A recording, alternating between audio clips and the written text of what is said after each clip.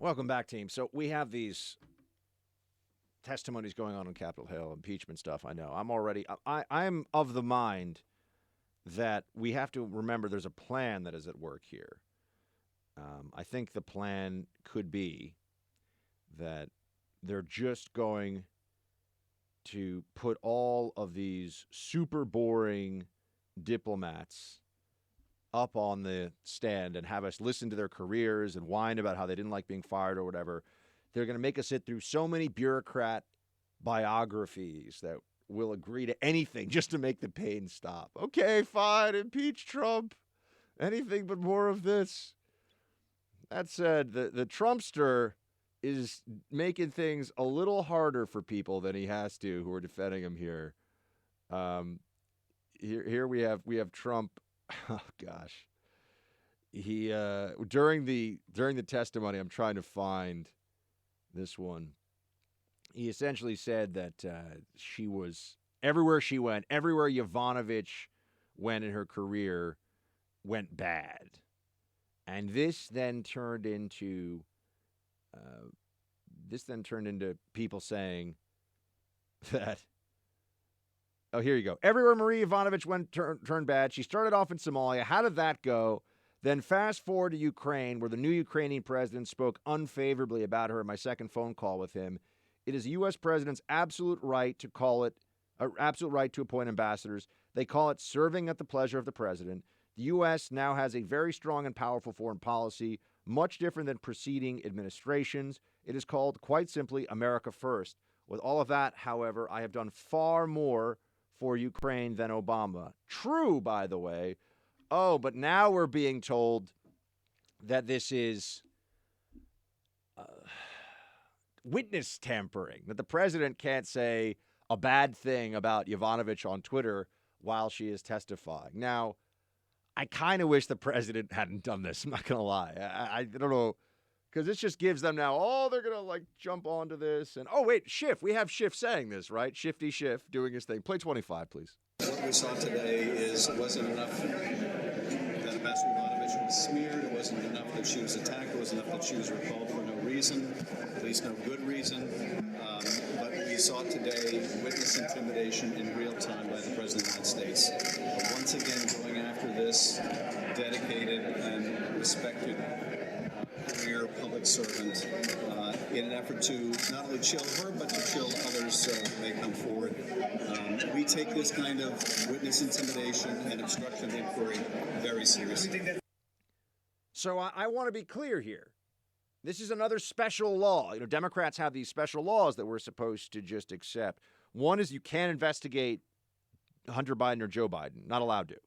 Not allowed to investigate them, even though there's plenty of basis for the investigation. You can't do that. Not allowed. Okay. And now there's also a rule that you can't say that somebody who is testifying against you in Congress is bad at their job. That's witness intimidation. If the president had said, Yovanovitch better shut up or else I'm going to send over the Secret Service to arrest her, that would be witness intimidation. Then I get it. Can't say she's bad at her job. He fired her. Of course he thinks she's bad at her job. This is so utterly absurd. It's unhinged.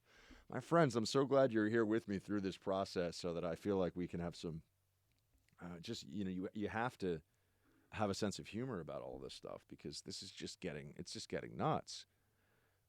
And the more pathetic the Democrat attempts to pretend that this is a big thing and they have to do this, they have to take down Trump, the more this happens, the crazier they get too.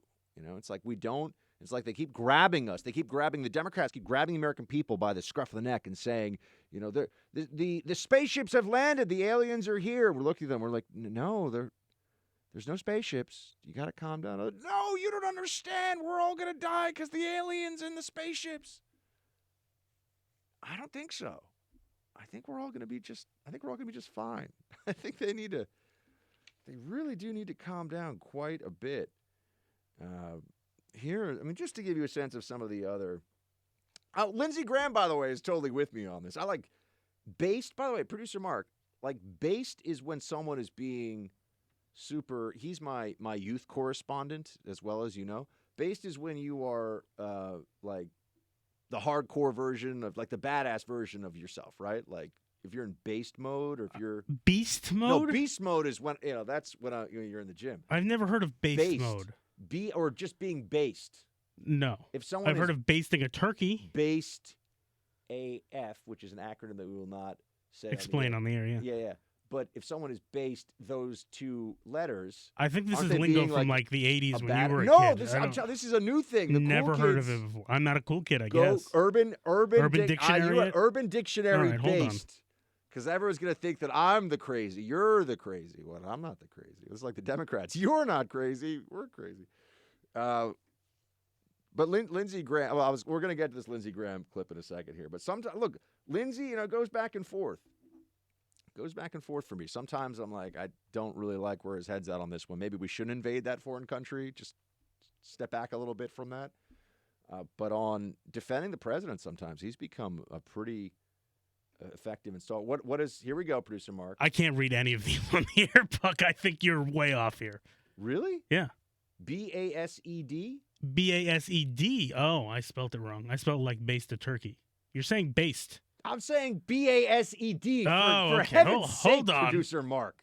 Good God, man. I don't even want to know about the other thing. That's what you do with a turkey at Thanksgiving. This is a family show. This is next thing you know. It's when you don't care what other people think. Thank you. There we go. Like I said, being kind of badass. I've never heard of this before. Boom. The Buckster is cool.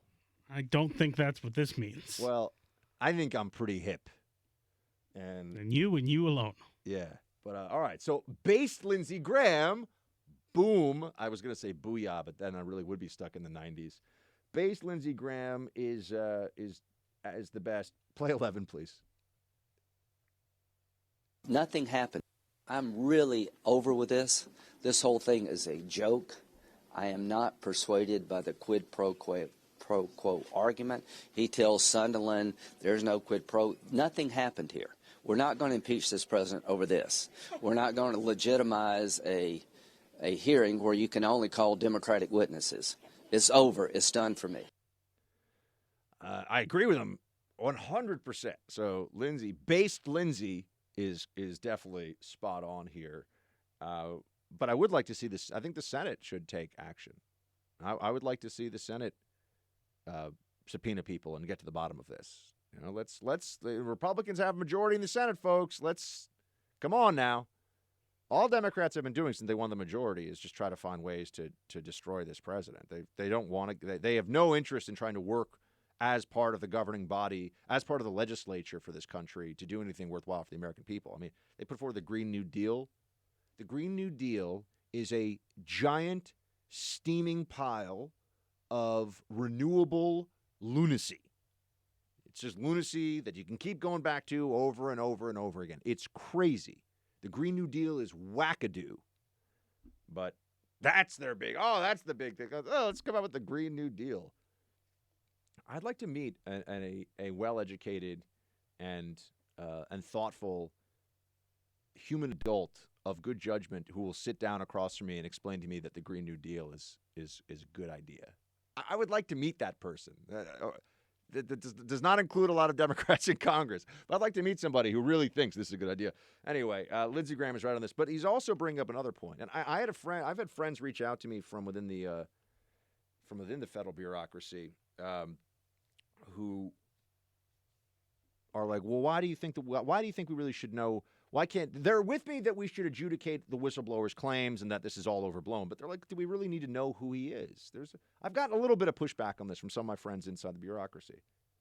And I think the answer in general, given the stakes here and the political process, is yes. But I also want to note that we have to take into account what has happened before this. We have to take into account what led up to this moment, right? With all of the dossier and the deep state and Comey and Strzok and Page and the FISA and the McCabe and the insurance policy and the Mueller probe really run by Weissman and the entrapment of Flynn and Sally Yates, #resistance, and look at all of that And then you would agree with, for example, Lindsey Graham that, like, I want to know what really went on here. Play clip, if you would, Producer Mark. Play clip 12, please.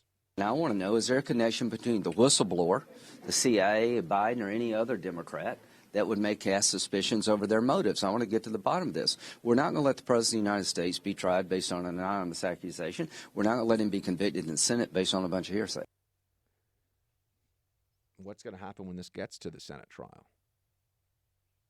What are the questions that are allowed to be asked then? You know, right now the Democrats have the luxury, the tremendous luxury, for their ill-intended scheme to determine who can ask what questions and when, and what witnesses get to come forward.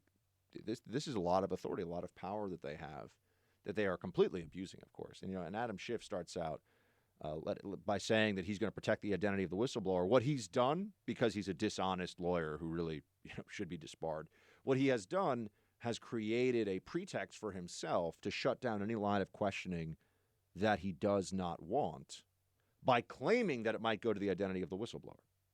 Now that just then becomes the catch-all. Oh, sorry. It would be like throwing up a flag and yelling classified every time somebody asks a question you don't want when it has nothing to do with being classified. But if you get to be the one who determines it, classified. Sorry, it's classified. Can't do it. You get to determine the direction of the whole conversation. So Schiff is doing that. We understand that Schiff is doing that. Nancy Pelosi is running around lying as much as she possibly can about this. Oh, wait, I wanted to get Devin Nunes, who you know that Devin Nunes, and I say his name the right way, by the way, because he told me that. He's like, good job, Buck. High five. Very few people say his name properly. They're all like, oh, I want to be, culturally sensitive, so I will call him Nunez. No, it's Nunes. That's how you say his name. What is it called? What's the little accent called in Spanish, or they'll go over the E? Do you know what I'm talking about? Right, to make that. Isn't there a little thing that's I just see it sometimes on tequila bottles. Yeah, there is. I just don't know what it's called. Yeah, I don't know what it's called either. I took French, so accent aigu, accent grave. It's a different accents. Anyway, Completely. Nunes, let's hear from a man. 24, please. As the Democrats are well aware, no Republicans here know the whistleblower's identity because the whistleblower only met with Democrats, not with Republicans. Chairman Schiff claimed not to know who it is, yet he also vowed to block us from asking questions that could reveal his or her identity. Republicans on this committee are left wondering how it's even possible for the chairman to block questions about a person whose identity he claims not to know. Who does he sound like there, folks? What was the Buckster saying yesterday? How can he be protecting an identity when he doesn't know the identity? Because he's lying, by the way. Of course he knows the identity. I'm sure if pushed on this somehow, he would have some way to say, well, it was never officially confirmed to me. I was just kind of confirmed. And by the way, I think, don't we all know the identity to this? It's just we're living in this bizarre world where Democrats can get away with saying all this crazy stuff and none of it really matters anymore. It's just all about destroying people. I mean, Steve Scalise, here's another. I want to hear from Steve Scalise, if I could, please. He understands exactly what's going on. Play 9. The real issue I hear from people back home about is, why isn't Pelosi bringing up bills to lower prescription drugs? Why isn't Pelosi bringing the bill to the floor to give our troops the tools they need or to secure our border when, in fact, she's just obsessed with impeaching the president? We have an election next year. The people of the country should decide it. It all just comes down to that. Everything else is noise. Everything else is a distraction. What should really happen here is the American people should get to decide. And I promise you, if a Democrat wins the next election, the Republican Party is going to say, okay, they won. Let's march forward with the system we have and do the best we can for the American people. And we're not going to say, oh, they cheated. I mean, although unless they cheated, which they might. But, we're not going to do what they do. The Republican Party really is the party of adults. Democratic Party is a party of babies. A lot of babyish stuff that goes on. A lot of whining, a lot of crying, a lot of, it's so unfair all the time. Lindsey Graham gets it. Steve Scalise gets it. Many others, too. The long-term ramifications of this are very dispiriting, I would note, that we've now turned impeachment into this clearly partisan weapon that has nothing to do with a president really breaking any boundaries of acceptable conduct. And it's just about they don't like him. They don't like him. So what it really means is that if the House of Representatives is going to have its thumb on the scale of the executive branch whenever it wants. Whenever the House of Representatives is held by the party not of the president, then the House just becomes a tool, a weapon against that presidency. That is the precedent that is being set here, which is problematic, and the founders would not be happy about that, but they wouldn't be happy about a lot of things the left does.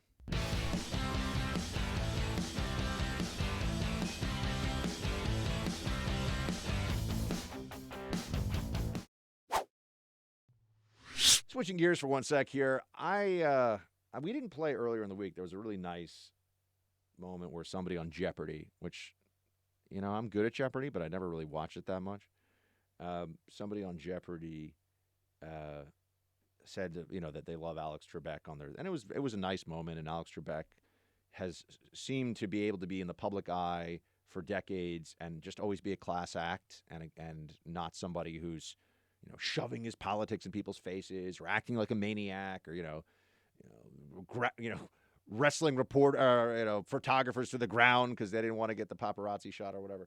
He seems like a very gentlemanly fellow from all that at least we can observe from the outside. Who's not a gentlemanly fellow though? Michael Avenatti. He's a scummy fellow, and this was quite a moment on Jeopardy last night. Play 22, please. Lawyers 800. This lawyer's star rose while repping Stormy Daniels, but fell after he was accused of trying to extort millions from Nike in 2019. His name, quickly forgotten, obviously, Michael Avenatti. Back to you, Emma. How can they not get that? How do these people get on Jeopardy and they don't know who Michael Avenatti is? I mean, it's a little sad that everybody should know his name at this point, but, we all know Charles Manson's name too, right? It doesn't make you a good person because we know your name. Nobody got that one. I got to say, that was a bit of a shock. And you know who I know it shocked the most? Michael Avenatti. He has crept into the DMs on Twitter of so many conservative media friends of mine, calling them losers. And I'm a little bit upset. Like, when is he going to slip into my DMs and call me a loser? Nobody knows who you are, loser. You're the worst. It's like, you're facing federal prison, Mr. Avenatti, and disbarment. You have bigger problems than creeping into the DMs, Jake Tapper style, of conservative media friends of mine and threatening them and trying to bully them. That's a Tapper move too, by the way. He's another jerk. But yeah, no one remembered who Michael Avenatti was. Good times.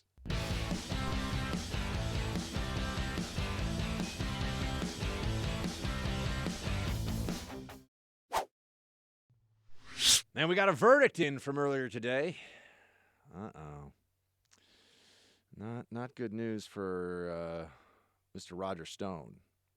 Republican operative Roger Stone was found guilty earlier today of all 7 counts against him, which included making false statements, obstruction, and witness tampering. He faces up to 50 years in federal prison. 50 years, folks. I don't think Roger's going to make it another 50 years, but that's beside the point. This was a trial that definitely had its more colorful moments. You have a 20-foot inflatable rat with Trump hair that was put outside the courthouse. There was an effort even by Randy Credico, who was a talk show host, that Roger Stone apparently was the witness that was being tampered with here. Look, it all has to do with, I'll get into the WikiLeaks stuff in a second, but Roger Stone threatened and told him not to be a stoolie, not to be a rat, a stool pigeon. At one point, Credico tried to do an impersonation in court of Bernie Sanders, and the judge did not allow that. Because if you allow Bernie in the courtroom, what's going to happen next? Nobody on the jury, no one's going to be able to keep a straight face. They're going to be laughing. They're not going to understand that right now taking the money from the millionaires and the billionaires is the most important thing we can do for future generations. There you go, Bernie. I'm not in a courtroom, though, so I'm allowed to do that. I'm in the courtroom of Buck. Boom. Booyah. Based Buck. Getting it all in at one time. So here's what's going on. They're crushing Roger Stone on a whole bunch of nonsense. Remember, they sent like 30 armed deputies to go arrest him at 5 o'clock in the morning in Florida. Oh, and CNN just happened to be there. Remember? Oh, CNN, it had nothing to do with the fact that, wait a second, Mueller went right to MSNBC. I'm sorry, not Mueller. I'm forgetting the guys. I've been talking about him all day. Weissman, sorry. Weissman. It's Friday, so, that's going to happen. He goes right to MSNBC, but, maybe they just offered him more money. But the people that were running the Mueller probe are effectively Democrat operatives who are all about to go work for the cable news channels. And we're to believe that CNN just happened to be there for the circus arrest of Roger Stone, who was, standing there in his silk pajamas, and they sent on all these guys with guns. Why couldn't they just say, turn yourself in tomorrow? By the way, everybody knows they could have done that. Everybody knows that they could have done that. But they're like, oh, no.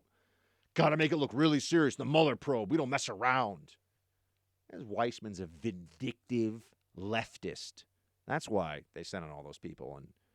And I kind of feel badly for the law enforcement guys. You got to feel a little silly with a tack vest on and, an M4 busting down the door of a guy in his 70s who's no threat to anyone.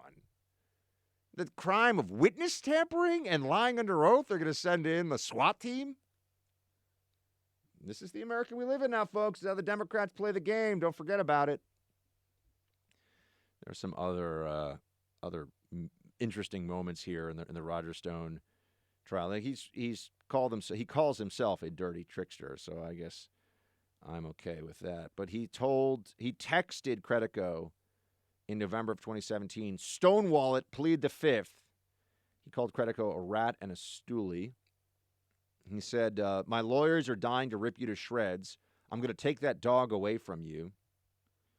Stone also told Credico to be like the character from The Godfather Part 2, Frank Pantangeli, because he recanted his testimony to Congress about Michael Corleone after he had been intimidated.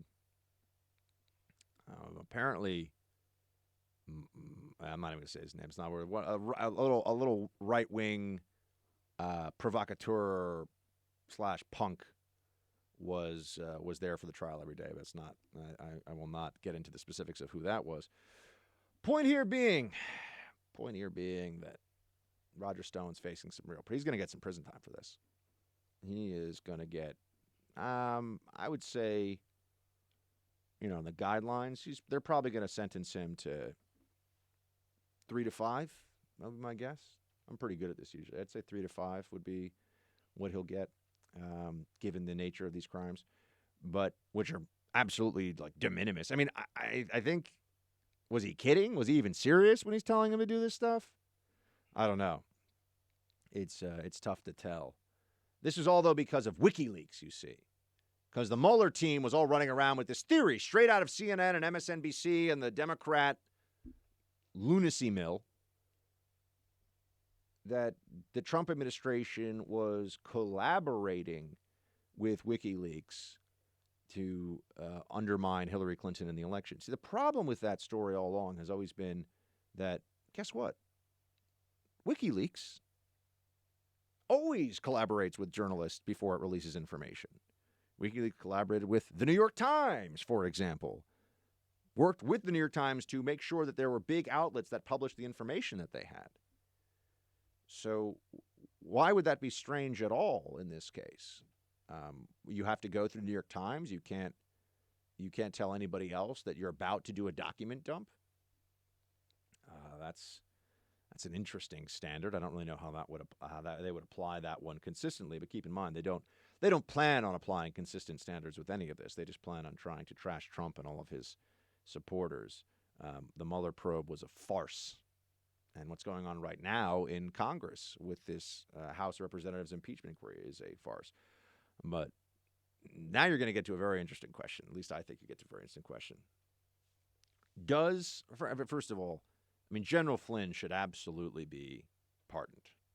No question in my mind. General Michael Flynn should have a presidential pardon, totally clean slate, should not serve a day in jail, should not have any of his rights taken away. Clean record. All right, start with that. Should Roger Stone be pardoned? Producer Mark, what do you think? Should Roger Stone be pardoned? He's an old guy. Yeah. I guess so. So I got to tell you, I've met Roger a couple times. I actually bumped into him once or twice in D.C. socially, too. I kind of like him. So I tell you that not because it's Friday and I'm in kind of a mood, but because that affects my judgment. You know, I kind of like the guy. I think he's kind of funny. You know, he's a very snappy dresser, and is pretty amusing actually, and it can be very charming. You know, so I kind of like the guy, and we got along. I don't know what to tell you. Roger Stone and I kind of get along. It's ridiculous. It's true though, and so that's one part of it. The other part of it too is, did he harm? Was the issue that he's alleged to be witness tampering? There was no crime. He wasn't covering up any crime.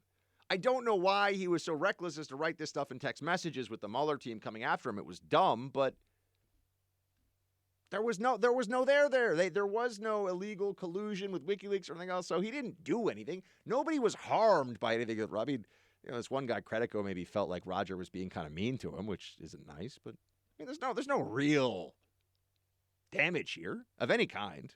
Oh, damaging the system. Oh, the system that was hijacked in a frenzy of anti-Trump mania by a bunch of Democrats who couldn't be adult enough to handle that Hillary Clinton lost the 2016 election. Sorry. So I feel like it's not, the guy shouldn't go to prison for this. It's insane. That's crazy. And if Trump pardoned him, which he has the Democrats, oh, he can't do it. The president can pardon anybody for federal crimes. That's in the Constitution. This is a thing there's no good faith debate over this. The president can pardon whoever the president wants to pardon for federal crimes. Okay. If the president pardons Roger Stone, liberal heads will explode all over the country. I mean, it will be like nothing else that you've seen for at least a day or two. They will lose their minds. Now, under normal political circumstances, it would be perhaps inadvisable for the president to do this. And that's because you could say, come on, you want some good faith from the other side, and this is going to, ratchet tensions up, and there's essentially that there's a trade-off, there's a downside, so maybe you don't want to do this. But, my friends, I'm here to tell you that these are not normal times. I'm here to tell you that the Democrats cannot hate Trump any more than they do. It is not possible. There's no other level. The dial is already at 11. They're already there. And so in that context, in that environment, isn't there a case to be made that triggering the libs, the mass triggering of libs that will occur from pardoning Roger Stone, worth it? I think so. I think, it just, if for nothing, people, oh, Bucker's abusing the power. Like, this is an old man. He didn't even do anything. Give me a break. It's ridiculous. All right, fine. Serious buck face on for a second. Put your serious buck face on.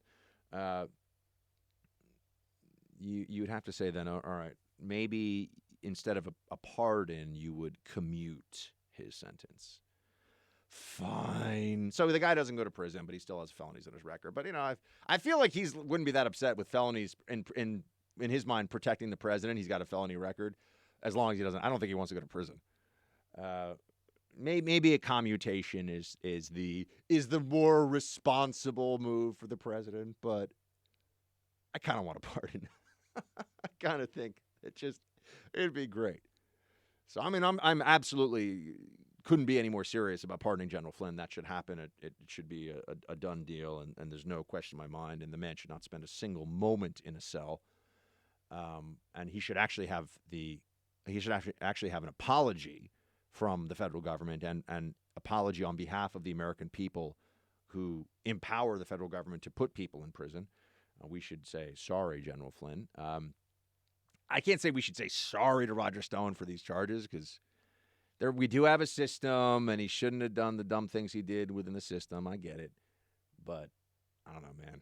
I think Roger Stone is a very original fellow, and commuting his sentence, whatever it may be, it sounds like it's a very very fair-minded approach to all this. It's also worth noting, and now I'm getting back into a serious mode for a second here. Is McCabe, FBI director, is he going to go to prison for lying under oath? Because he did. More than once, according to the FBI's own inspector general. Or are they just going to delay and delay and delay that until no one really remembers, and then they'll just kind of make it go away? That's not justice. If it's illegal for Roger Stone to lie under oath, it's illegal for Andy McCabe to lie under oath. Doesn't matter that he's a pro-Hillary Democrat who did his part for the deep state.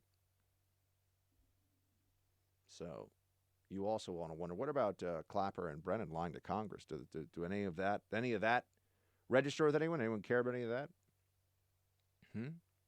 What about the people who swore affidavits or even were willing to go to Congress to lie about Justice Kavanaugh, filing a false report at a minimum? In some cases, it could be a federal issue if they swore a federal affidavit and gave it to the federal government. I'm sure there's a charge that would apply, or swore an affidavit, rather, and gave it to the federal government. Lying to the federal government in an official proceeding is a crime. Any of them getting prosecuted? Any of the people that were just making up crazy stories to try to destroy Kavanaugh, any of them being prosecuted? No?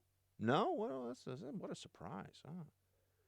So lying, if you're in Trump's world, will get you in a lot of trouble. Lying, if you're a Democrat, or if you're trying to take down somebody who's in Trump's world, then all of a sudden it's fine. My friends, the two-tiered system of justice that we are becoming far too accustomed to in this country is one of the biggest threats to the long-term health of this nation. People will rightly stop believing that the most intrusive and powerful organs of the federal government are anything other than partisan cudgels that one side, the Democrats, use against all the rest of us. And things get very scary if that really becomes the perception. And it's becoming more and more the perception every day.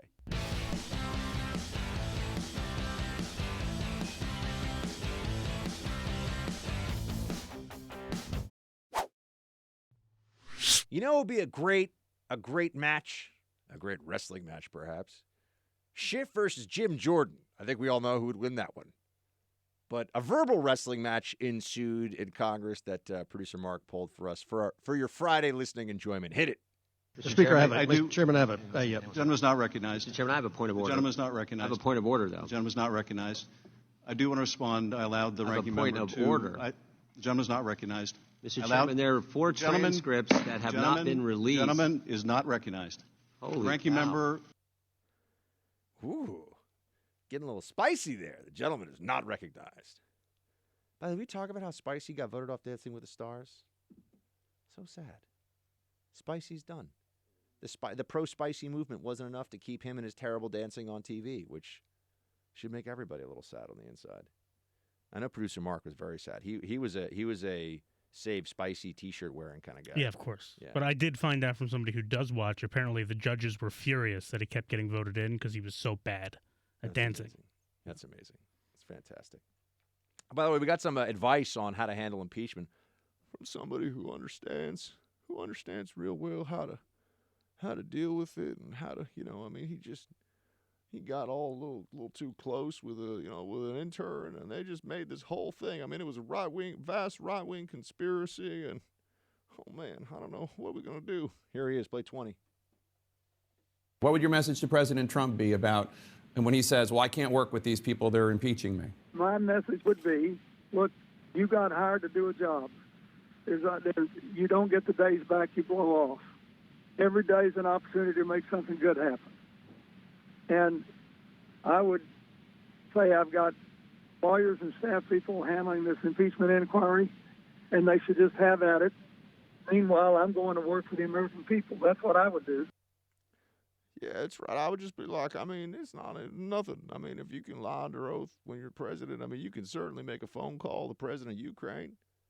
By the way, you know what they got in Ukraine? A lot of lovely Ukrainian ladies.